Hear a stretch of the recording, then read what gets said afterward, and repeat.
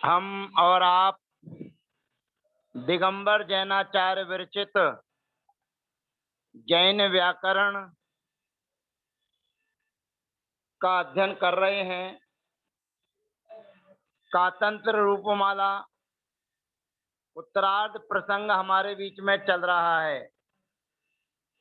उत्तरार्ध में असार्वधातुक अद्यतनी का प्रयोग हम कर रहे हैं। अब हमारे बीच में वद व्यक्तायाम वाची स्पष्ट बोलने अर्थ में बद धातु हमारे बीच में है। अब बद धातु हमारे बीच में आने पर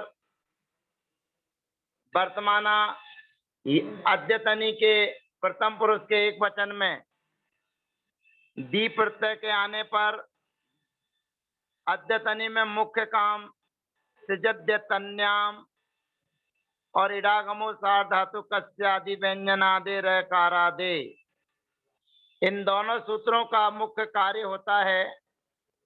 तो यहाँ पर धातु के आदि में अट का आगम किया जाता है। अड धात्वादर ह्यस्तन दत्तनि क्रियाति पत्ति सु,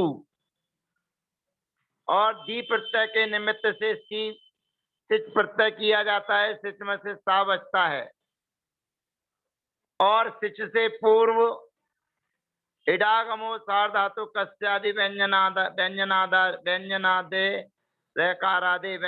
रकारादे सूत्र से इट का आगम हो जाता है। अब तीन कार्य हमने कर लिए हैं। अट का आगम आ, वद, ई, सिच और दा।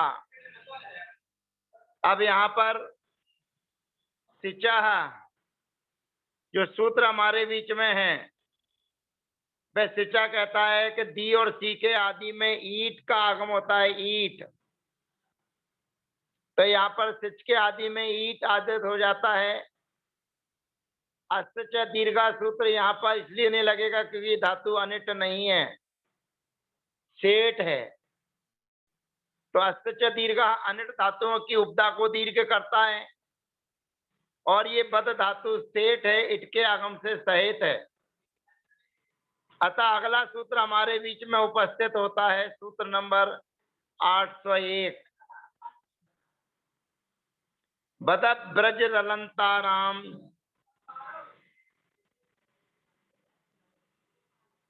बद ब्रज रलंतानाम च,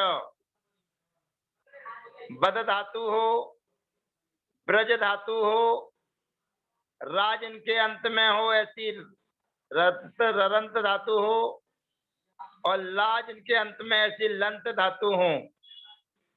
बद धातु, ब्रज धातु, राज इनके अंत में है, लाज इनके अंत में है, ऐसी धातुओं को परस्मै पद संबंधी सिच के होने पर उपदाभूत आकार के लिए दीर्घ आदेश होता है। तो यहाँ उपदाभूत आकार को दीर्घ हो जाएगा।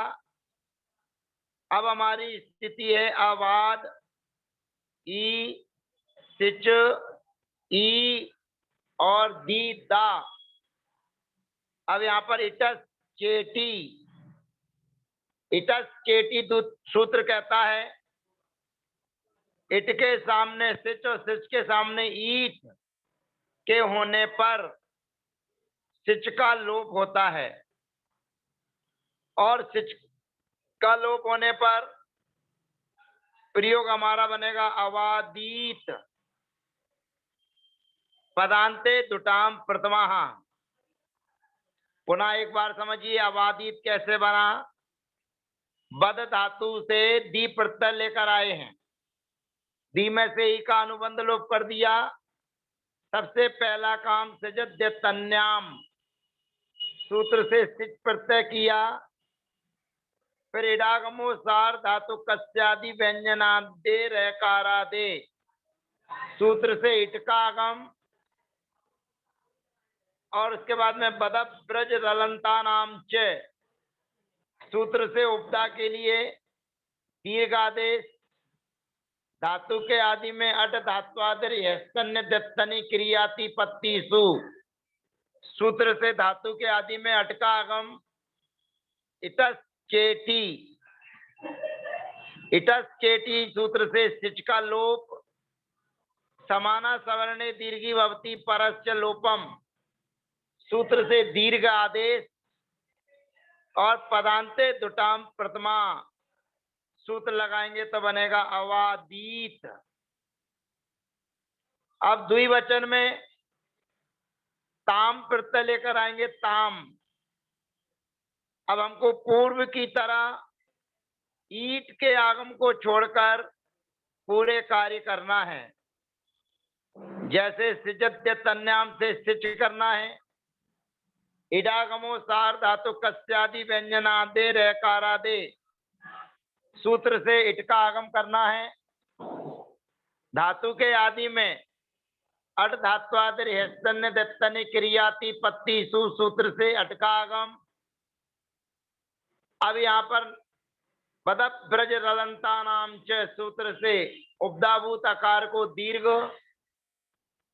और उसके बाद में नामी कर परा प्रत्यय विकारा गमस्ता सी सम नु विसर्जनीय शांतरोपी सूत्र से दंत सकार के स्थान पर मूर्धन्य सकार आदेश, और उसके बाद तवर्ग से सटवर्गाट तवर्गाहा, जो ताम का ता है उसको टकार आदेश हो जाएगा तो बनेगा अवादिष्टाम।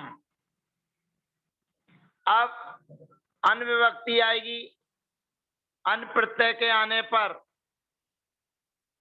दंत सकार के स्थान पर मूर्धन्य सकार आदेश तक होने पर एक पूर्व का सूत्र है अन्य उस जब भ्यस्त विदा दिव्यो भुवाहा, अन के स्थान पर उस आदेश होता है।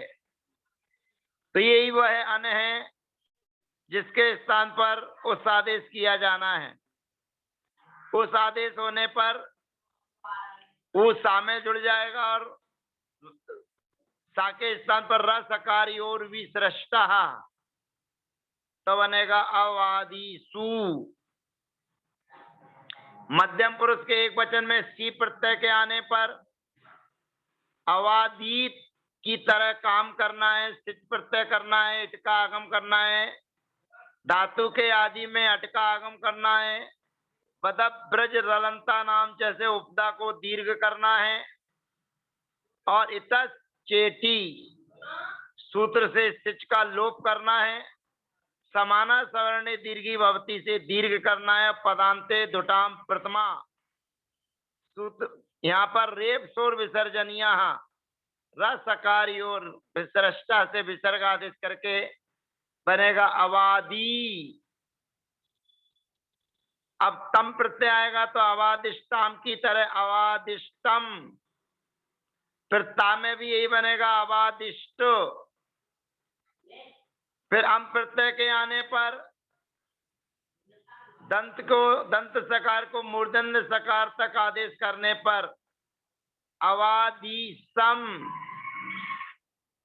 फिर अवादिस्व, फिर अवादिस्मु।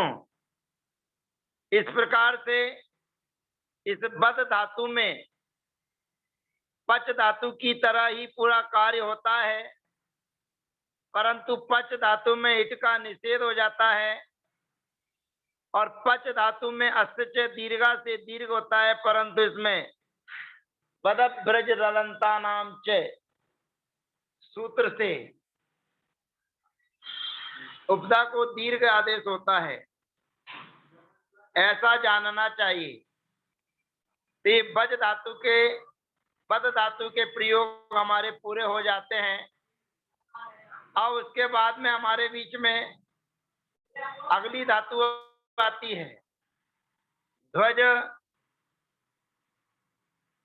ध्वज, धज, बज, ब्रज। अभी हमें ब्रजगतो धातु की आवश्यकता है, क्योंकि सूत्र में बदप ब्रज रलंता नाम से लिखा हुआ है।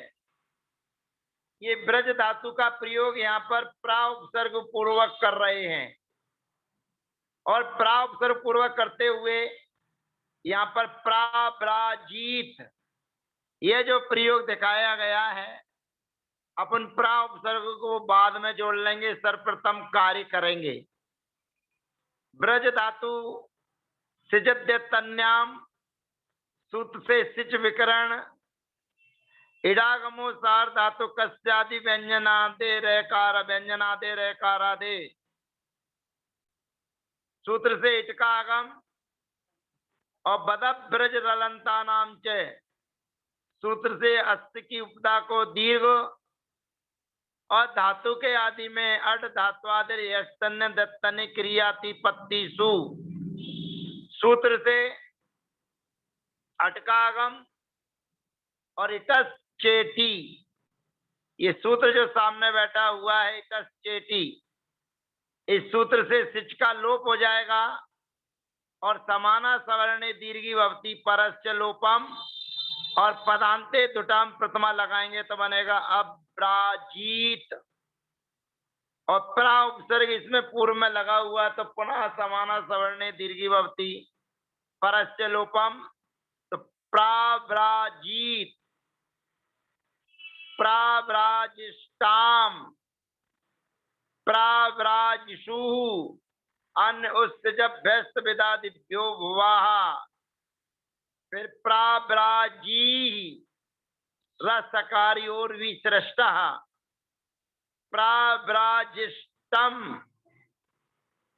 प्राव्राजिष्ट,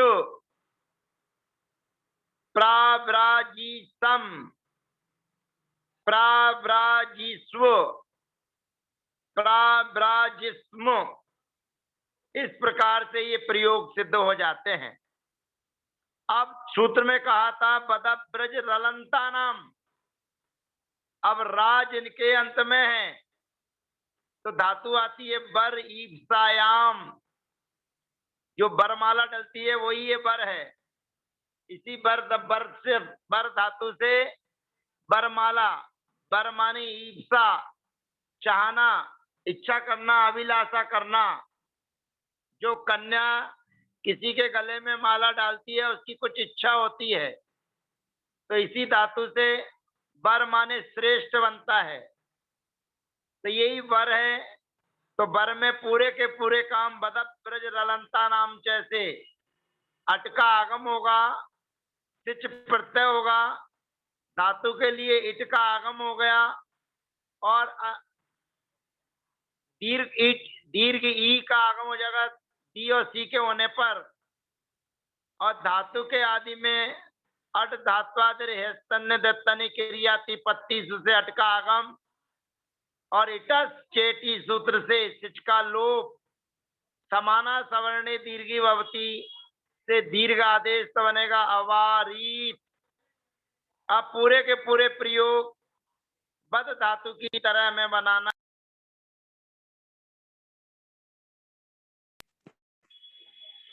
फिर पर अवारी, अवारिष्टम, अवारिष्ट, अवारिशम, अवारिश्व, अवारिस्म, इस प्रकार से बर माने रा वाली धातुओं का प्रयोग सिद्ध होता है। अब आगे हमारे बीच में रलंत धातु शायद आती है लाज इनके अंत में हो। 241 पेज पर हम पहुंच रहे हैं और उसके बाद में आती है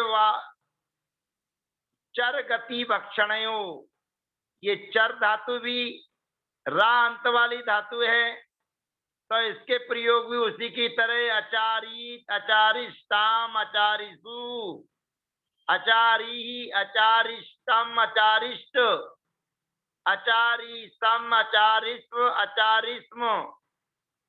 अब ला वाली धातु आएगी फल निष्पत्तौ, तो जो ला वाली धातु आएगी फल निष्पत्तौ, इसमें भी वही दीर्घ काम करना है, बदब रलंता नाम च, तो बनेगा अफालीत, अफालिष्टाम, अफालीसु, अफाली, अफालिष्टम, अफालिष्ट, अफालिशम, अफालिश्व, अफालिस्म। इसी प्रकार से सल, स्वल, आसु गतौ, शीघ्र गमन करने अर्थ में सल धातु है, जल्दी जल्दी चलना, तो सल धातु भी रलंत धातु है, ला वाली धातु है।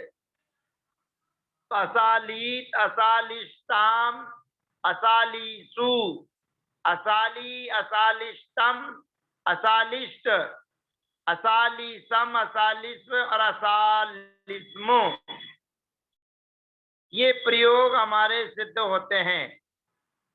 अब कुछ विशेष सूत्र आपके बीच में आ रहा है और विशेष सूत्र के माध्यम से विशेष धातुएं आपके बीच में बताई जाएंगी, जिनमें हमें कहां पर दीर्घ करना है और कहां नहीं करना है, किन धातुओं को दीर्घ का निषेध करना है, ये सारी की सारी चर्चाएं करने के लिए एक बहुत कीमती सूत्र आपके बीच में आ रहा है, जिसकी चर्चा हम अगले सत्र में आपके बीच में करेंगे।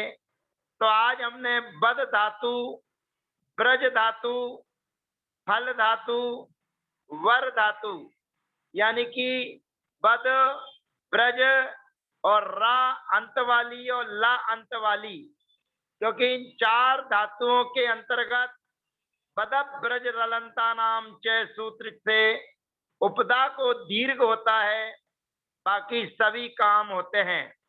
इन धातुओं में इटके आगम का निषेध करने वाला कोई सूत्र नहीं है, इसलिए इटके आगम को होकर और ईट के आगम को होकर, दी और सी में ईट के आगम होकर के भी सभी कार्य की सिद्धि होती है।